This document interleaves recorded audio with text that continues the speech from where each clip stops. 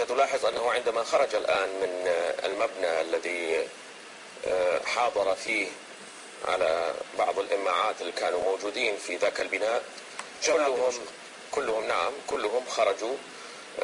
الله، سوريا، بشار وبس، وهم يقرنون بشار برب العالمين ويصفقون أبو حافظ. هؤلاء الناس لا علاقة لهم في الشارع، فإن كان يريد أن يجد جوابا لما تقدم به من إصلاحات ومن كلام فارغ في جامعة دمشق، فسيجد ذاك الجواب في الشارع. وبعد هنيهات قليلة ستنطلق الناس إلى شوارع المدن والقرى لكي تعبر عن رفضها لكل ما جاء من تخاريف لا تنسجم مع واقع الناس ومعاشهم ومطالبهم.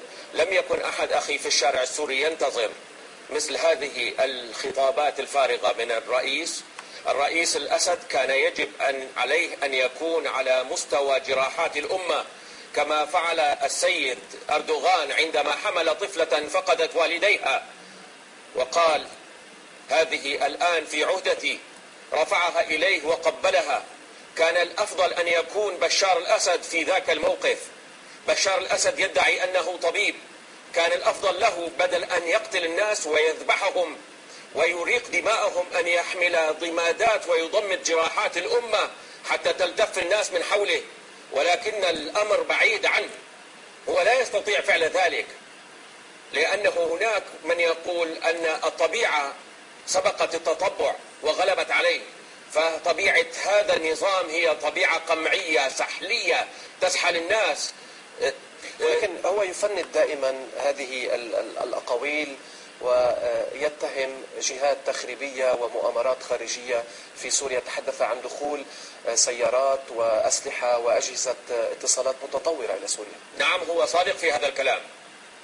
دخلت إلى سوريا أسلحة متطورة أخي، وأسلحة ثقيلة، ودخل أيضا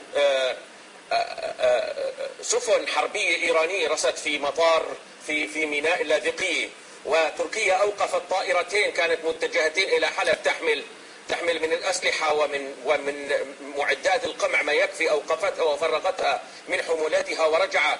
إنما كل هذه الأمور حتى أفراد حزب الله وأفراد الحرس الثوري الإيراني دخلوا، ولكن كيف دخلوا تحت وصاية هذا النظام، وهم النظام الذي سهل. هل لديكم ما يدعم هذه التكهنات أو هذه الادعاءات؟ نعم يا سيدي.